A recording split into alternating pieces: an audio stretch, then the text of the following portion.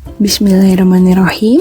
Assalamualaikum warahmatullahi wabarakatuh. Selamat pagi, salam sejahtera bagi kita semuanya. Salam, Om Swastiastu, Namo Buddhaya, salam kebajikan. Sebelumnya kami mengucapkan terima kasih kepada Ibu Rida Ristiana, SEMAK, Certificate International Quantitative Research, Certificate Financial Report, Certificate Fundamental Tax, selaku dosen pengampu mata kuliah Manajemen Perpajakan yang sudah berkenan memberikan kami kesempatan untuk mempresentasikan materi kami melalui video pembelajaran ini. Di kesempatan kali ini, kami menggunakan referensi buku Manajemen Pajak edisi kedua oleh Priyanto Budi tahun 2016 untuk membahas bab 15 mengenai perencanaan pajak pertambahan nilai. Penasaran apa saja yang akan kita bahas di materi ini? Yuk simak baik-baik video pembelajarannya.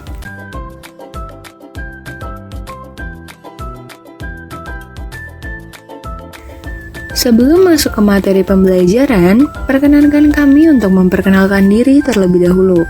Kami dari kelompok 1 yang beranggotakan saya, Mutia Dewi Junika, selaku pemateri pertama pada materi hari ini.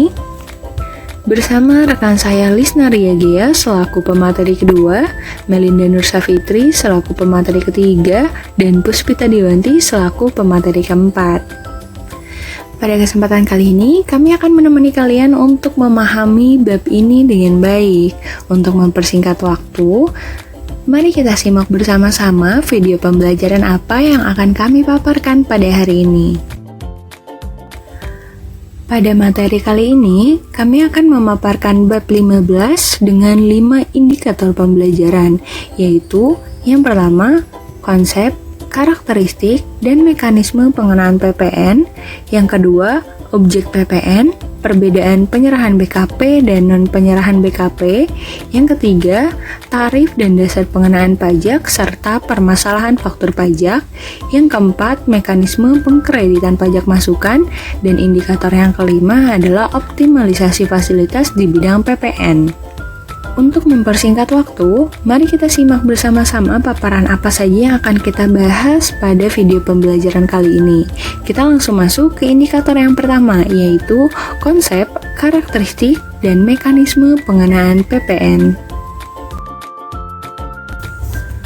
Apa konsep PPN? Menurut Rosdiana dan Tarigan pada tahun 2005 mengatakan, PPN pada dasarnya merupakan pajak penjualan yang dipungut atas dasar nilai tambah yang terjadi pada semua jalur produksi dan distribusi, di mana nilai tambah tersebut merupakan semua faktor produksi yang timbul di setiap jalur peredaran suatu barang, seperti bunga, sewa, upah kerja, ataupun termasuk semua biaya untuk mendapatkan laba. Selanjutnya kita akan membahas karakteristik dari PPN. Terdapat 5 karakteristik PPN. Yang pertama, pajak objektif yang merupakan suatu jenis pajak di mana saat timbulnya kewajiban pajak itu ditentukan oleh faktor kondisi objektifnya, yaitu bisa keadaan, peristiwa, atau perbuatan. Kemudian, hukum yang dikenakan pajak juga disebut dengan nama objek pajak.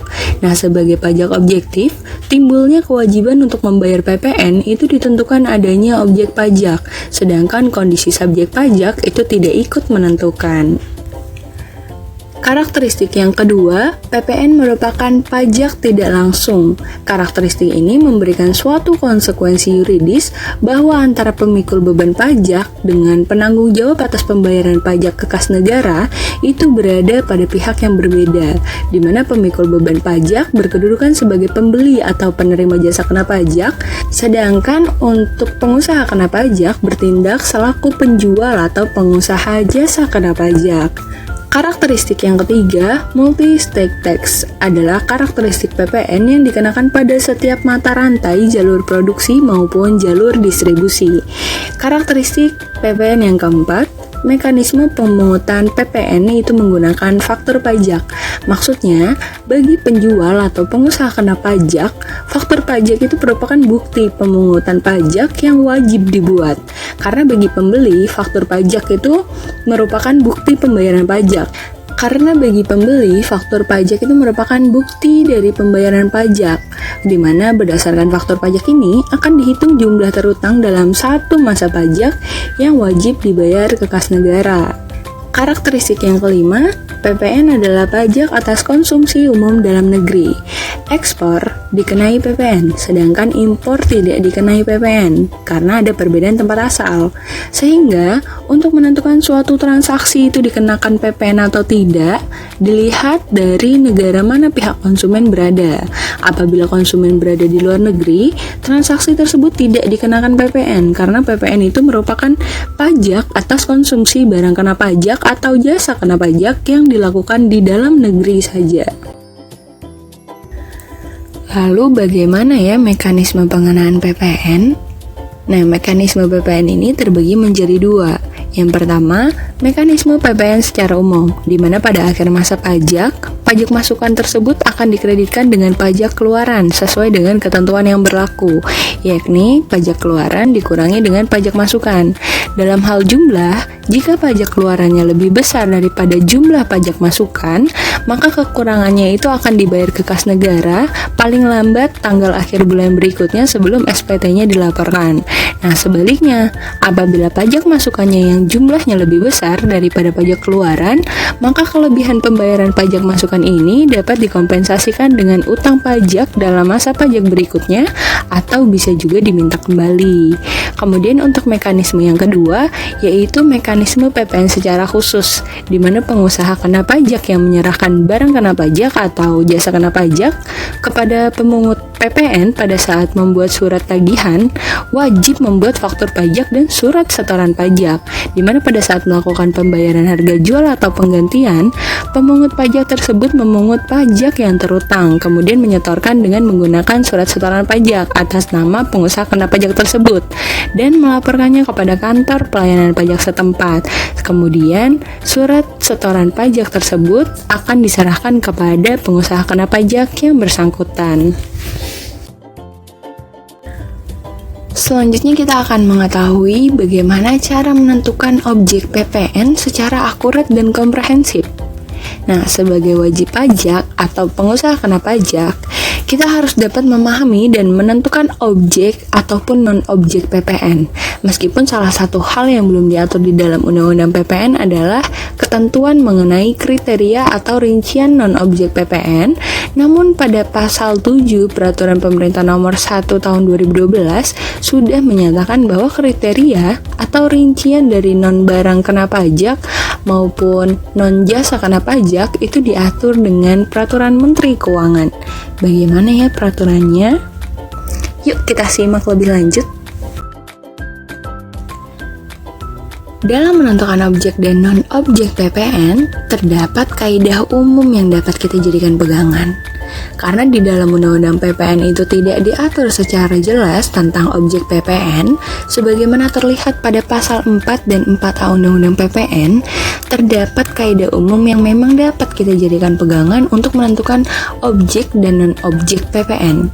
Objek PPN terdiri dari barang kena pajak dan jasa kena pajak yang definisinya dijelaskan dalam pasal 1 Undang-Undang PPN tahun 2009 atau Undang-Undang Nomor 42 tahun 2009, di mana berdasarkan pasal tersebut diperolehlah kaidah yang mengatakan semua barang dan jasa menjadi objek PPN kecuali barang dan jasa yang ditentukan lain oleh peraturan. Kemudian Undang-Undang PPN ini hanya mengatur 4 jenis barang yang bukan merupakan objek PPN dan 17 jenis jasa yang bukan merupakan objek PPN. Definisi barang kena pajak dan jasa kena pajak menurut pasal 1 Undang-Undang PPN kemudian dimodifikasi sebagai berikut. Barang kena pajak adalah barang selain barang tidak kena pajak atau selain barang yang tidak terutang PPN. Sedangkan jasa kena pajak adalah jasa selain jasa tidak kena pajak atau selain jasa yang tidak terutang PPN. Selanjutnya, apa saja rincian dari objek PPN? Menurut pasal 4 Undang-Undang PPN, itu hanya mengatur tentang objek PPN dengan istilah diantaranya barang kena pajak dan jasa kena pajak, tapi tidak dirinci apa saja yang termasuk ke dalam barang kena pajak ataupun jasa kena pajak tersebut. Rinciannya hanya menjelaskan barang atau jasa yang tidak terutang PPN. Apa saja? Yang pertama, ada penyerahan barang kena pajak di dalam daerah pabean yang dilakukan oleh pengusaha, di mana dalam poin ini terdiri atas 3 cakupan. Di antaranya cakupan pengertian penyerahan barang kena pajak, kemudian cakupan pengertian daerah pabean, dan cakupan pengertian pengusaha. Poin yang kedua, impor barang kena pajak. Maksudnya, impor didefinisikan di Undang-Undang PPN sebagai setiap kegiatan memasukkan barang dari luar daerah pabean ke dalam daerah pabean, di mana pajak juga dipungut pada saat impor barang kena pajak. Poin ketiga, penyerahan jasa kena pajak di dalam daerah pabean yang dilakukan oleh pengusaha, di mana pengusaha yang melakukan kegiatan penyerahan jasa yang terutang pajak itu harus memenuhi 3 syarat diantaranya. Yang pertama, jasa yang diserahkan merupakan jasa kena pajak. Kemudian yang kedua, penyerahan dilakukan di dalam daerah pabean dan penyerahan dilakukan dalam kegiatan usaha atau pekerjaannya. Kemudian untuk poin yang keempat, pemanfaatan barang kena pajak tidak berwujud dari luar daerah pabean di dalam daerah pabean, di mana barang kena pajak tidak berwujud yang berasal dari luar daerah pabean yang dimanfaatkan oleh siapapun di dalam daerah pabean akan dikenai PPN. Untuk poin kelima, pemanfaatan jasa kena pajak dari luar daerah pabean di dalam daerah pabean, artinya jasa yang berasal dari luar daerah pabean yang dimanfaatkan oleh siapapun di dalam daerah pabean akan dikenai PPN. Hal ini sama seperti poin nomor 4. Kemudian poin nomor 6, ekspor barang kena pajak berwujud dan tidak berwujud oleh pengusaha kena pajak, di mana pengusaha yang melakukan ekspor barang kena pajak tidak berwujud hanya pengusaha yang telah dikukuhkan menjadi pengusaha kena pajak sebagaimana dimaksud dalam pasal 3A ayat 1 Undang-Undang PPN. Kemudian untuk poin terakhir yang ketujuh, ekspor jasa kena pajak oleh pengusaha kena pajak. Pengertian ekspor dari jasa kena pajak adalah penyerahan jasa kena pajak dalam daerah pabean keluar daerah pabean oleh pengusaha kena pajak yang menghasilkan dan melakukan ekspor barang kena pajak berwujud atas dasar pesanan atau permintaan dengan bahan dan atas petunjuk dari pemesan di luar daerah pabean. Selanjutnya kita akan membahas tabel dari non-barang kena pajak menurut pasal 4A ayat 2 Undang-Undang PPN atau Undang-Undang Nomor 42 Tahun 2009 yang menjelaskan dan menyebutkan apa saja jenis barang yang tidak dikenai PPN. Di sini terdapat kelompok non-barang kena pajaknya, yaitu yang pertama, barang hasil pertambangan atau hasil pengeboran yang diambil langsung dari sumbernya. Cakupannya apa saja? Di antaranya terdiri dari minyak mentah, gas bumi, asbes, batu bara, dan biji besi, dan masih banyak lagi. Kemudian untuk kelompok non-barang kena pajak yang kedua, yaitu barang kebutuhan pokok yang sangat dibutuhi oleh banyak masyarakat atau banyak orang. Hal ini diatur oleh Keputusan Menteri Keuangan Nomor 653 atau KMK 03 tahun 2001, di mana cakupannya terdiri dari beras, garam, daging, telur, susu, buah-buahan, dan sayur-sayuran, dan masih banyak lagi. Kemudian untuk kelompok non-barang kena pajak yang ketiga adalah sayur-sayuran, yaitu sayuran yang segar yang dipetik, dicuci, ditiriskan, atau disimpan pada suhu rendah, termasuk sayuran segar yang dicacah. Cakupannya terdiri dari makanan dan minuman, baik yang dikonsumsi di tempat maupun tidak. Kemudian ada juga ketentuan non-objek tersebut. Kelompok non-barang kena pajak yang terakhir adalah uang emas batangan dan surat berharga. Selanjutnya kita akan membahas tabel non-jasa kena pajak yang diatur oleh pasal 4 A ayat 3 Undang-Undang PPN atau Undang-Undang Nomor 42 Tahun 2009 yang menjelaskan dan menyebutkan jenis jasa yang tidak dikenai PPN.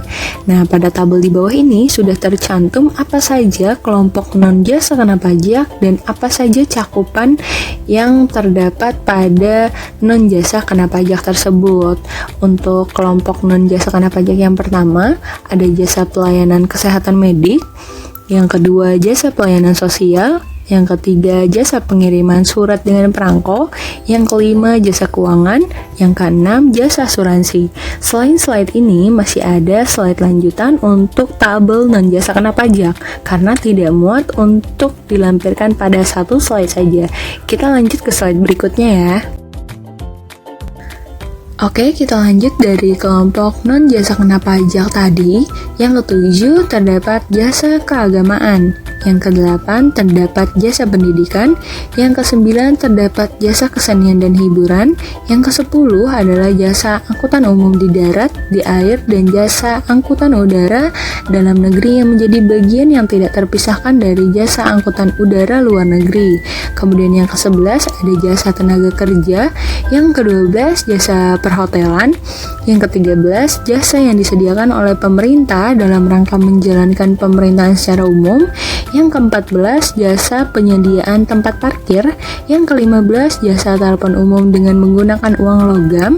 Yang ke-16 jasa pengiriman uang dengan wesel pos. Dan yang terakhir ada jasa boga atau catering.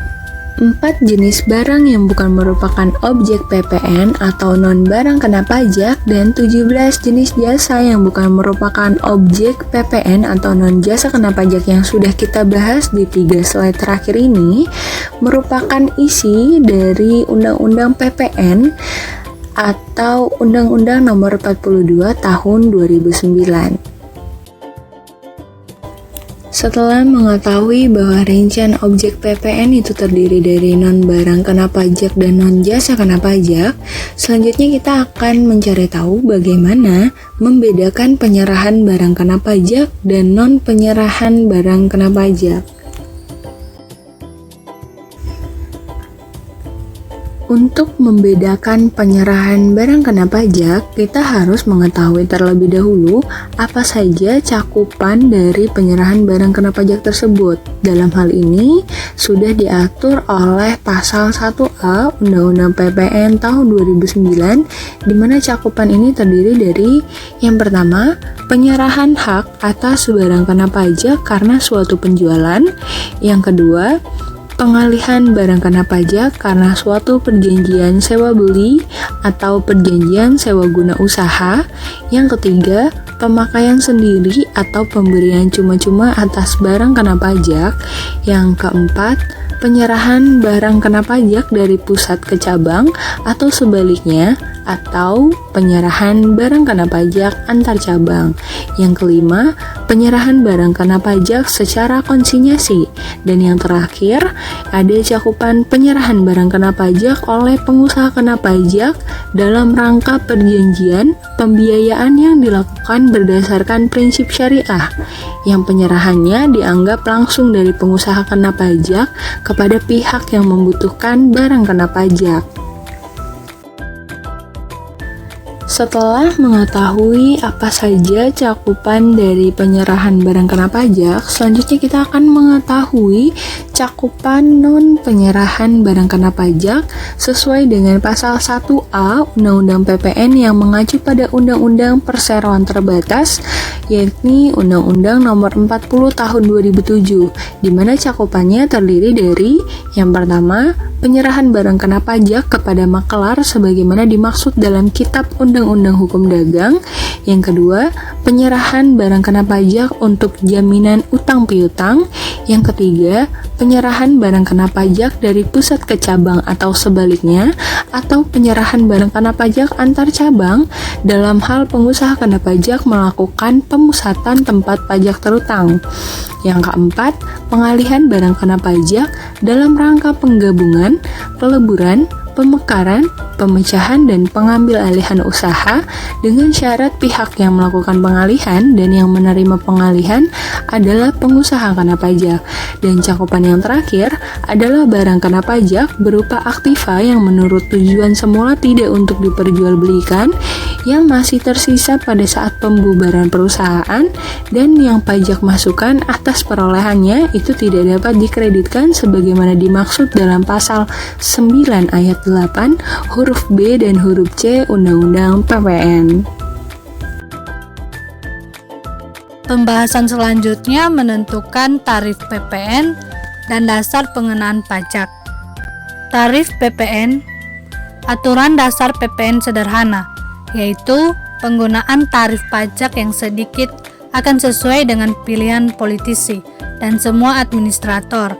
Pajak lebih menyukai tarif tunggal untuk PPN, kecuali tarif 0% untuk ekspor.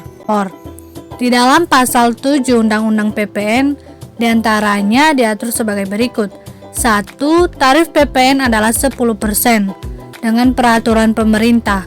Tarif pajak ini dapat diubah menjadi serendah-rendahnya 5% dan setinggi-tingginya 15%. 2. Tarif PPN sebesar 0% diterapkan atas A. Ekspor barang kena pajak berwujud, B. Penyerahan jasa kena pajak dari dalam daerah pabean ke luar daerah pabean oleh pengusaha kena pajak yang menghasilkan dan melakukan ekspor barang kena pajak berwujud atas dasar pesanan atau permintaan dengan bahan dan atas petunjuk dari pemesan di luar daerah pabean, atau C. Ekspor jasa kena pajak atau ekspor barang kena pajak tidak berwujud. Dasar pengenaan pajak. Secara konseptual, dasar pengenaan pajak dapat berupa penghasilan atau konsumsi. PPN menggunakan konsumsi sebagai dasar pengenaan pajak karena PPN merupakan bagian dari pajak konsumsi. Pasal 8A Undang-Undang PPN diantaranya mengatur 1. PPN yang terutang dihitung dengan cara mengalihkan tarif PPN dengan dasar pengenaan pajak. Yang kedua, dasar pengenaan pajak atau DPP adalah jumlah harga jual, penggantian, nilai impor, nilai ekspor, atau nilai lain yang dipakai sebagai dasar untuk menghitung pajak yang terutang. Selanjutnya, menguasai seluk-beluk permasalahan faktur pajak,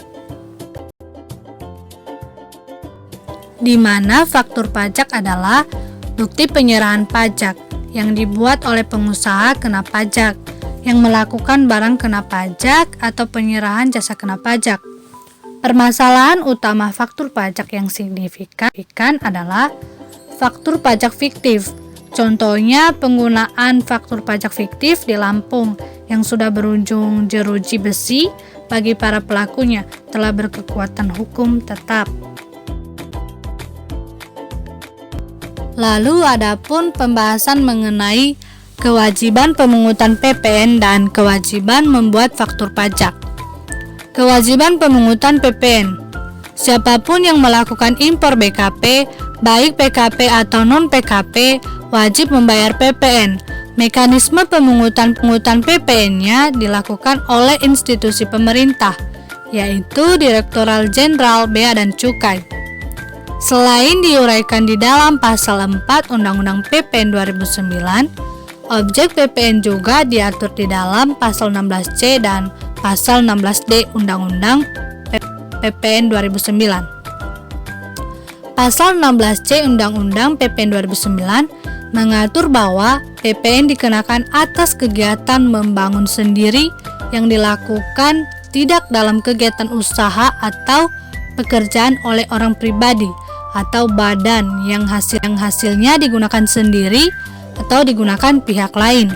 Sementara itu, pasal 16D Undang-Undang PPN 2009 mengatur bahwa PPN penyerahan BKP berupa aktiva yang menurut tujuan semula tidak untuk diperjualbelikan oleh pengusaha kena pajak. Selanjutnya, kewajiban membuat faktur pajak.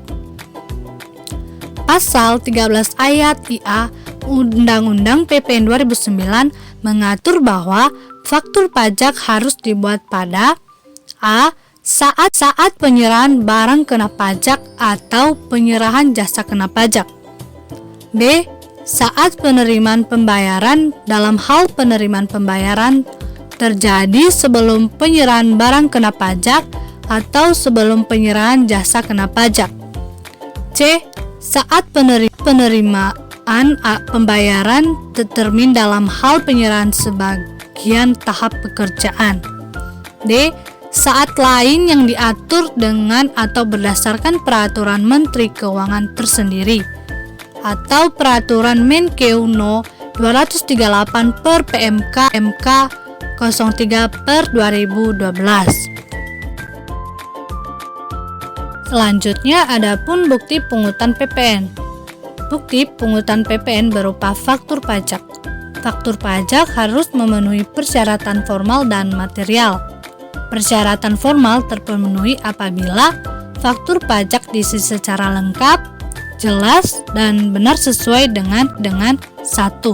Persyaratan sebagaimana dimaksud pada pasal 13 ayat 5 Undang-Undang PPN 2009. 2. Persyaratan yang diatur dengan peraturan Dirjen Pajak sebagaimana dimaksud pada pasal 13 ayat 6 Undang-Undang PPN 2009 yang mengatur tentang dokumen yang bisa digunakan dalam dunia usaha dan kedudukannya dipersamakan dengan faktur pajak.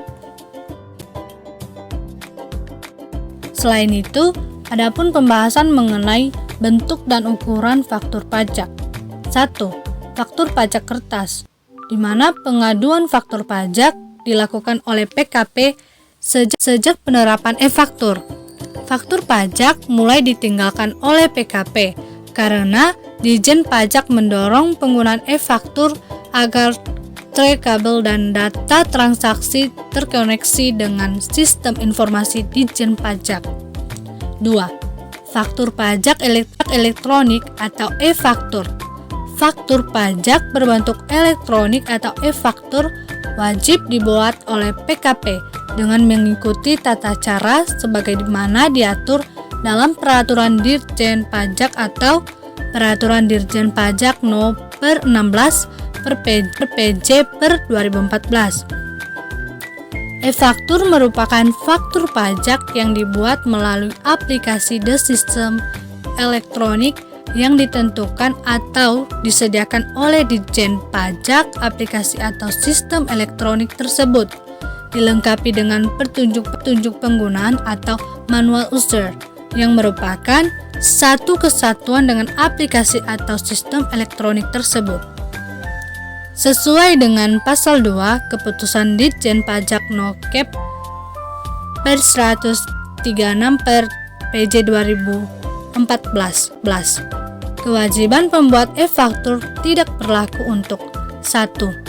Pedagang eceran sebagaimana dimaksud dalam pasal 20 Peraturan Pemerintah tahun 2012. 2. PKP toko retail yang melakukan penyerahan BKP atau JKP kepada orang pribadi pemegang paspor luar negeri sebagaimana dimaksud dalam pasal 16E Undang-Undang PPN 2009. 3. Bukti pungutan PPN-nya berupa dokumen tertentu yang kedudukannya dipersamakan dengan faktur pajak sebagaimana dimaksud dalam pasal 13 ayat 6 Undang-Undang PPN 2009. Selanjutnya, jenis faktur pajak.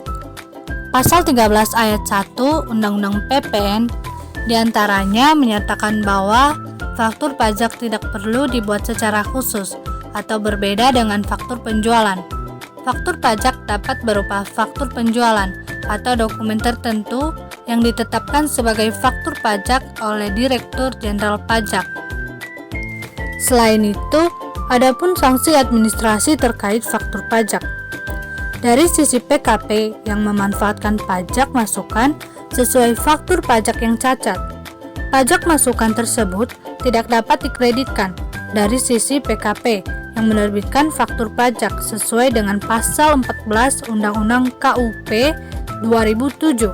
Di antaranya diatur bahwa Dirjen Pajak dapat menerbitkan surat tagihan pajak apabila 1. Pengusaha yang telah dikukuhkan sebagai pengusaha kena pajak tetapi tidak membuat faktur pajak atau membuat faktur pajak tetapi tidak tepat waktu. 2. Pengusaha yang telah dikukuhkan sebagai pengusaha kena pajak yang tidak mengisi faktur pajak secara lengkap sebagaimana dimaksud dalam pasal 13 ayat 5 Undang-Undang PPN 1984 dan perubahannya selain A.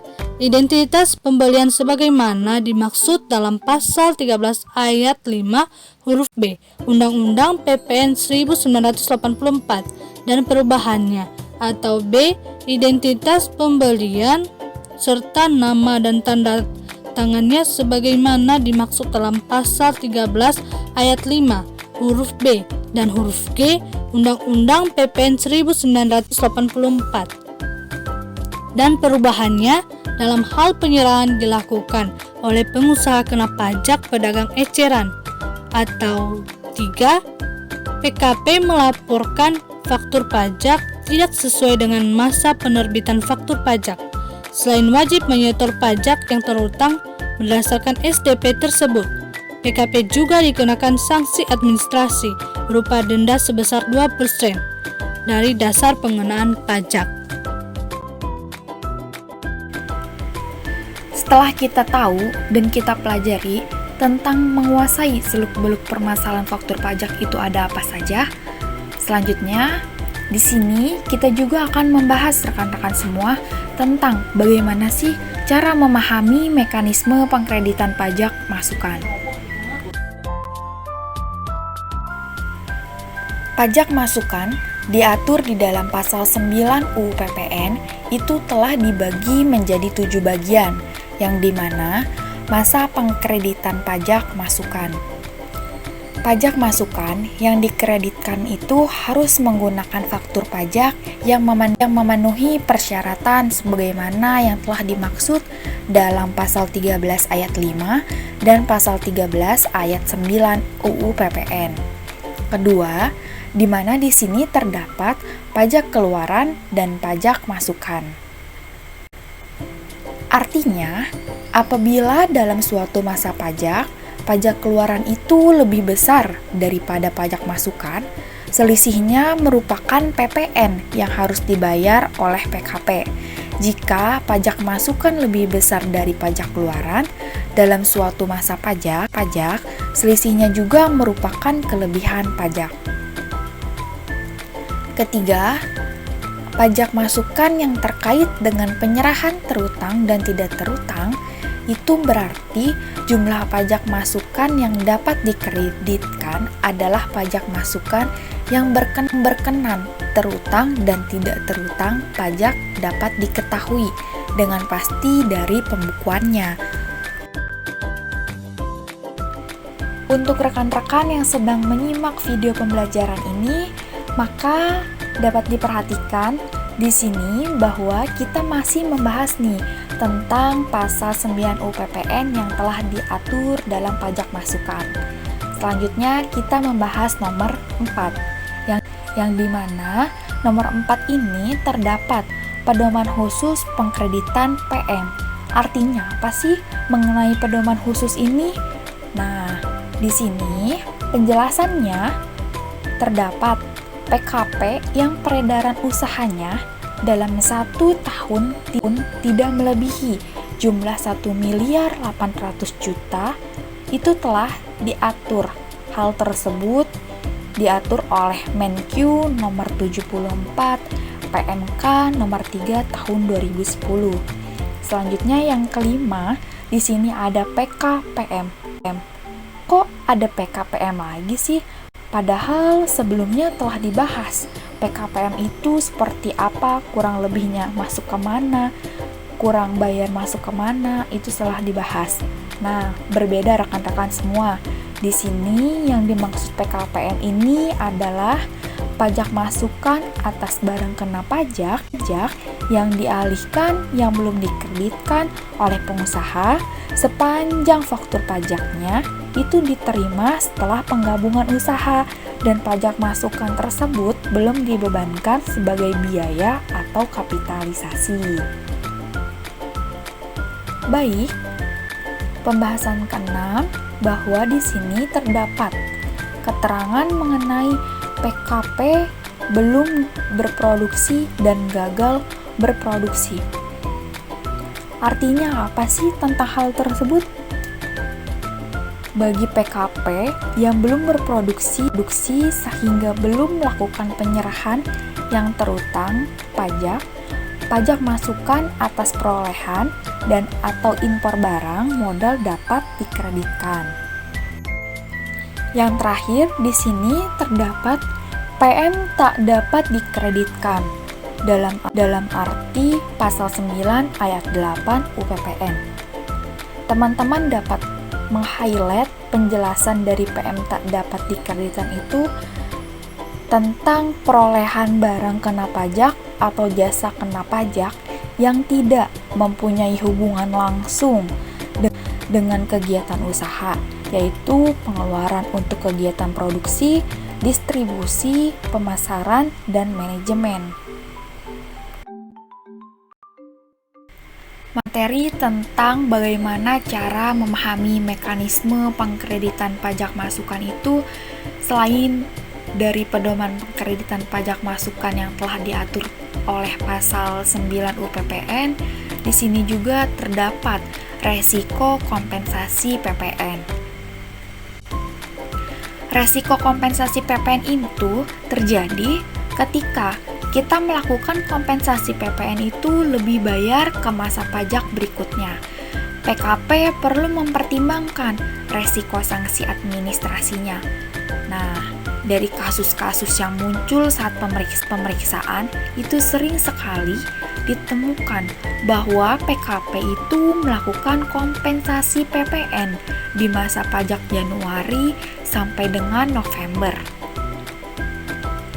PKP baru meminta restitusi PPN di masa pajak Desember.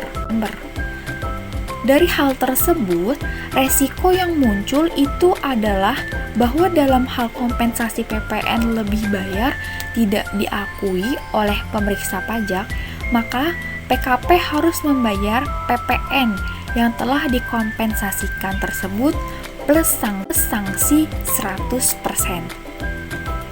Sanksi ini juga udah diatur oleh pasal 13 ayat 1 huruf E dan ayat 3 huruf E UU KUP tahun 2007.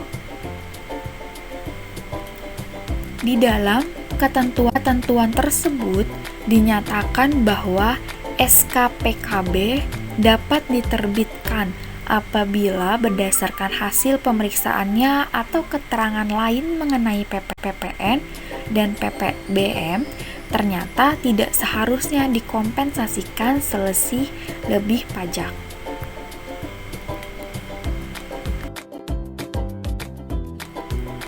Materi berikutnya, selain dari resiko kompensasi PPN, selanjutnya di sini juga ada contoh penerapan pengkreditan pajak masukan, yang dimana teman-teman dapat perhatikan di layar kaca teman-teman terdapat tabel dari nomor 1 sampai 5 yang telah jelas mendeskripsikan tentang penyerahan terutang PPN nomor 1, yang dimana di sini contohnya penyerahannya terdapat 25 juta dan PPN-nya sebesar 2.500.000.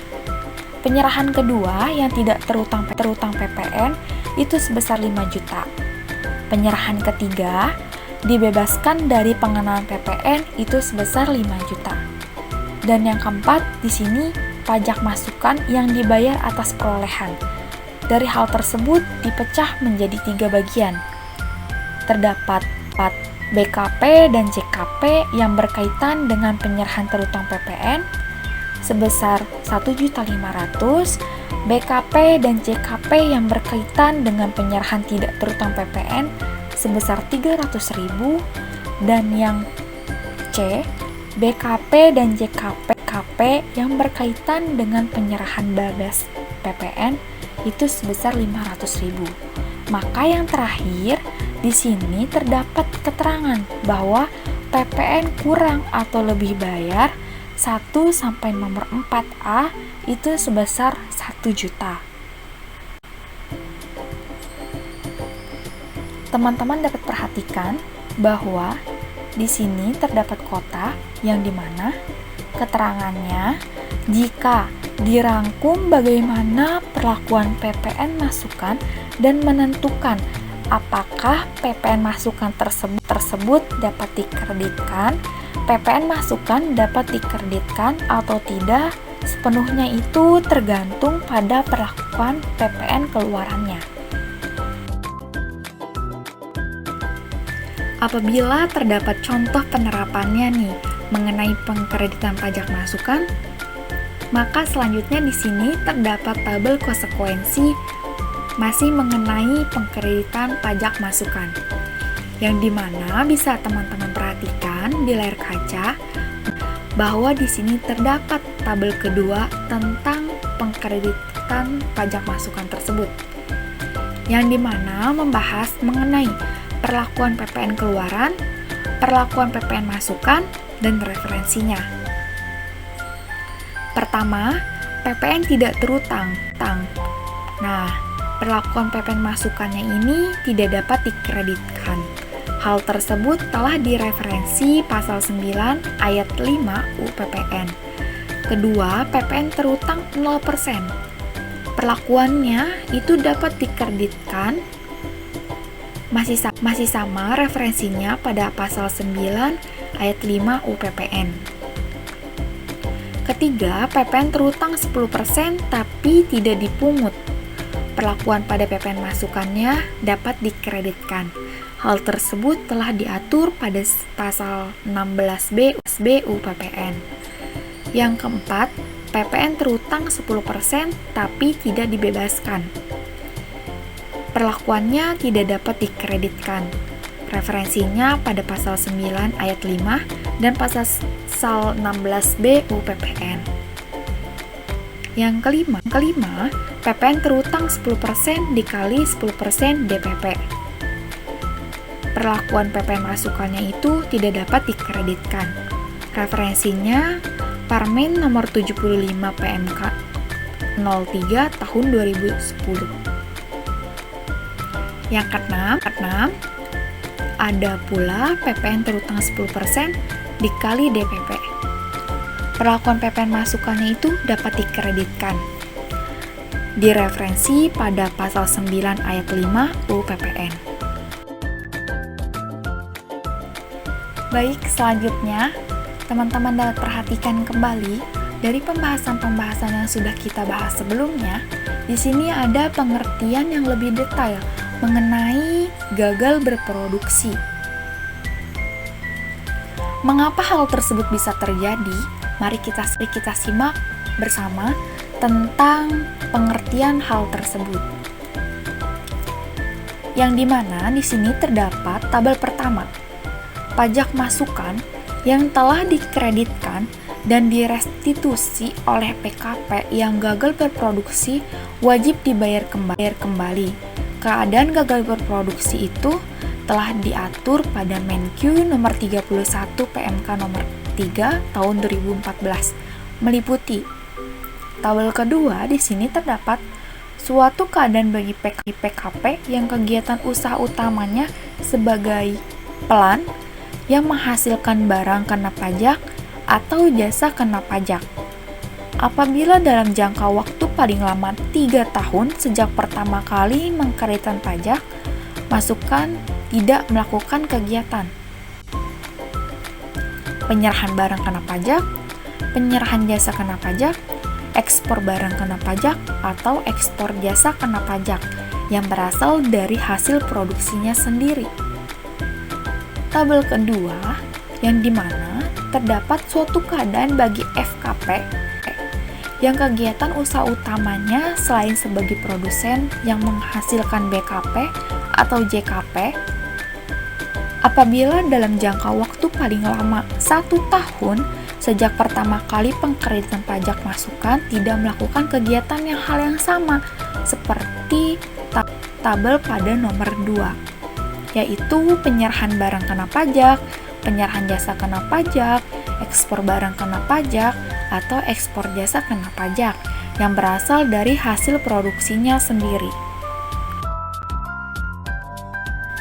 Setelah membahas mengenai pengertian gagal berproduksi, maka materi selanjutnya akan membahas mekanismenya pembayaran kembali PPN bagi PKP gagal berproduksi. Hal tersebut telah dijelaskan bahwa pembayaran kembali pajak masukan tersebut di atas ke kas negara dilakukan paling lambat akhir bulan berikutnya setelah keadaan gagal berproduksi. Caranya dengan menggunakan SSP yang keterangannya berbunyi, pembayaran kembali pajak masukan atas impor atau perolehan barang modal yang telah dikreditkan dan telah diberikan pengembalian. Kedua, pembayaran kembali tersebut dilaporkan pada masa pajak ketika dilakukan pembayaran. Setelah menerima penyetoran PPN masukan tersebut, KPP menerbitkan STP atas sanksi administrasi berupa bunga sesuai pasal 14 ayat 5 UU KUP. Jika PKP tidak melakukan pembayaran pajak masukan tersebut, STP tetap diterbitkan untuk menagih pajak masukan yang seharusnya dikembalikan pasca gagal berproduksi plus sanksi bunga sesuai pasal 14 ayat 5 UU KUP. Setelah dua kemungkinan hal itu terjadi, maka selanjutnya pajak masukan tersebut dapat dikompensasikan ke masa pajak berikutnya atau direstitusi.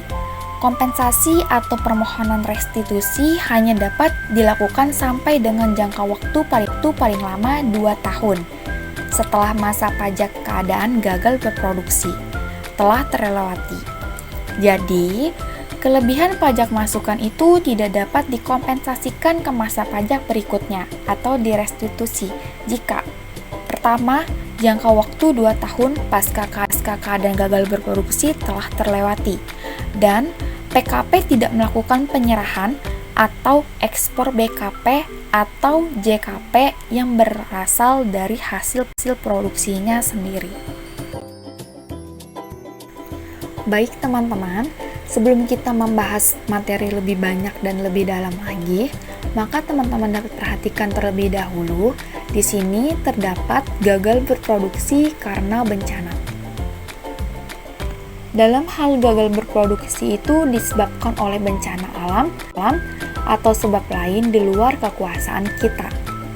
Karena kita sebagai manusia itu tidak bisa memprediksi kapan bencana tersebut datang. Maka, PKP tersebut itu tidak wajib membayar kembali pajak masukan atas impor atau perolehan barang modal yang telah dikreditkan dan direstitusi. Kondisi tersebut bisa terjadi karena terdapat bencana kebakaran, peperangan, gunung meletus, revolusi, pemogokan, dan lain sebagainya yang harus dinyatakan oleh pejabat atau institusi yang berwenang.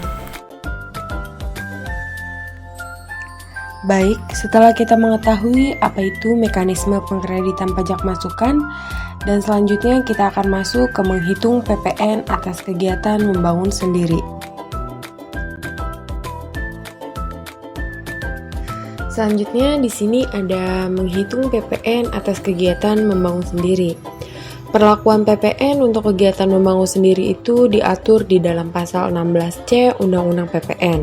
Dasar pengenaan PPN-nya mengacu pada nilai lain yang ditetapkan oleh Menteri Keuangan. Khusus untuk kegiatan membangun sendiri, Menteri Keuangan itu telah menerbitkan peraturan terkait Peraturan Menteri Keuangan Nomor 163 PMK 03 2012 yang berlaku mulai 20 November 2012.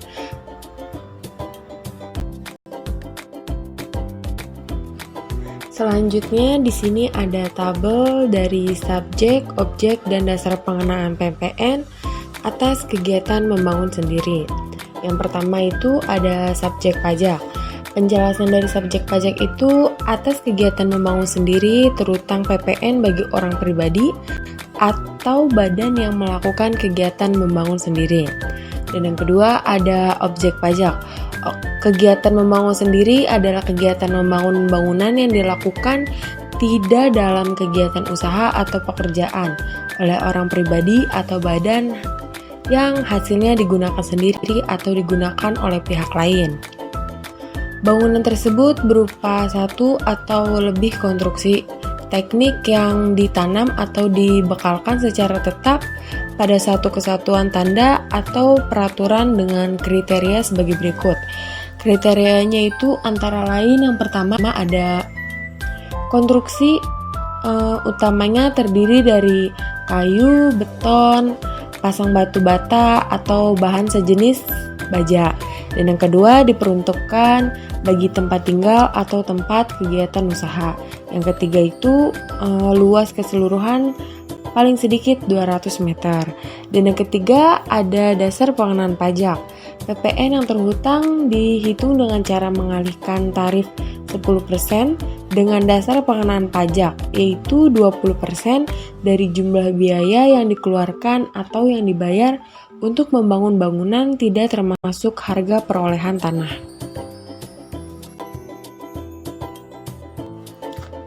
Nah, yang selanjutnya di sini ada menghitung PPN atas kegiatan membangun sendiri. Untuk wajib pajak badan, permasalahan PPN dan kegiatan membangun sendiri itu seringkali muncul pada kasus pendirian bangunan untuk lembaga pendidikan yang dilakukan secara awak kelola. Lembaga pendidikan tersebut tidak menggunakan kontraktor untuk menghemat PPN masukan 10% yang tidak dikreditkan karena pajak pengeluaran yang keluar dari jasa pendidikan itu tidak terhutang PPN. Nah, untuk itu, para pengelola pendidikan itu perlu mencermati batasan minimal luas bangunan yang harus terkena PPN MKS. Kalau dibandingkan dengan PPN 10% dari nilai yang ditagih kontraktor, PPN KMS yang hanya 2% dari total biaya sesuai rencana anggaran biaya, pendirian bangunan bisa dikatakan lebih hemat. Dengan kata lain, lembaga pendidikan dapat menghemat PPN melalui pemilihan skema pendirian bangunan melalui sewa kelola. Yang berikutnya ada mencermati PPN atas penyerahan aktiva menurut tujuan semula, tidak untuk diperjualbelikan. Di sini ada mencermati PPN atas penyerahan aktiva menurut tujuan semula, tidak untuk diperjualbelikan. Nah, pasal 16D Undang-Undang PPN tahun 2009 kadangkala dapat menjebak para pajak dan konsultan pajak. Pasalnya, cara membaca klausa kalimat yang tidak cermat dapat berakibat salah penerapan ketentuan pajak di dalam pabrik. Secara lengkap, pasal 16D Undang-Undang PPN 2009 berbunyi sebagai berikut. Pajak pertambahan nilai dikenakan atas penyerahan barang kena pajak berupa aktiva yang menurut tujuan semula tidak untuk diperjualbelikan oleh perusahaan kena pajak, kecuali atas penyerahan aktiva yang pajak masuknya tidak dapat dikreditkan sebagaimana dimaksud dalam pasal 9 ayat 8 huruf B dan huruf C. Berdasarkan ketentuan di atas, penyerahan aktiva yang menurut tujuan semula tidak untuk diperjualbelikan tidak akan terhutang PPN sepanjang aktiva tersebut berupa kendaraan bermotor, berupa sedan, dan stasiun wagon. Aktiva yang memenuhi pengecualian di dalam pasal 16D Undang-Undang PPN hanya berupa kendaraan bermotor tersebut. Hal demikian juga sejalan dengan penjelasan pasal Undang-Undang PPN seperti dikutip sebagai berikut. PPN tidak dikenakan atas pengalihan barang kena pajak yang tidak mempunyai hubungan langsung dengan kegiatan usaha dan pengalihan aktiva menurut tujuan semula tidak untuk diperjualbelikan, yaitu kendaraan bermotor berupa sedan dan stasiun wagon, yang menurut ketentuan pasal 9 ayat 8 huruf B dan huruf C, pajak masukan atas perolehan aktiva tersebut tidak dapat dikreditkan. Nah, setelah kita mencermati PPN atas penyerahan aktiva menurut tujuan semula tidak untuk diperjualbelikan, selanjutnya kita masuk ke mengoptimalkan fasilitas di bidang PPN. Mengoptimalkan fasilitas di bidang PPN itu merupakan salah satu prinsip yang harus dipegang teguh di dalam Undang-Undang Perpajakan adalah untuk memperlakukan dan penerapan perlakuan yang sama terhadap semua wajib pajak atau terhadap kasus-kasus dalam bidang perpajakan. Karena itu, setiap kemudahan dalam bidang perpajakan jika benar-benar diperlukan harus mengacu pada kaidah di atas. Selain itu, perlu dijaga agar di dalam penerapan tidak terjadi penyimpangan dari maksud dan tujuan pemberian kemudahan tersebut. Tujuan dan maksud pemberian kemudahan pada hakikatnya untuk memberikan fasilitas perpajakan yang benar-benar diperlukan terutama untuk mendorong keberhasilan sektor kegiatan ekonomi yang berprioritas tinggi dalam skala nasional, untuk mendorong perkembangan dunia usaha dan meningkatkan daya asing, untuk mendukung pertahanan nasional dan untuk memperlancar pembangunan nasional. Nah, yang selanjutnya ada berdasarkan pertimbangan di atas melalui pasal 16D UU PPN 2009 dan dengan peraturan pemerintah dapat ditetapkan bahwa pajak hutang itu tidak dipungut sebagian atau keseluruhan dan dapat dibebaskan dari pengenaan pajak baik untuk sementara waktu atau selamanya, untuk kegiatan di kawasan tertentu, untuk di tempat tertentu, dan di dalam daerah pabean, untuk penyerahan BKP tertentu atau penyerahan JKP tertentu, untuk impor barang kena pajak tertentu, untuk pemanfaatan barang kena pajak tidak terwujud tertentu dari luar daerah pabean maupun di dalam daerah pabean, dan untuk pemanfaatan jasa kena pajak tertentu dari luar daerah pabean maupun di dalam daerah pabean. Yang pertama, di sini ada fasilitas perpajakan atas kegiatan di kawasan tertentu atau tempat tertentu di dalam daerah pabean.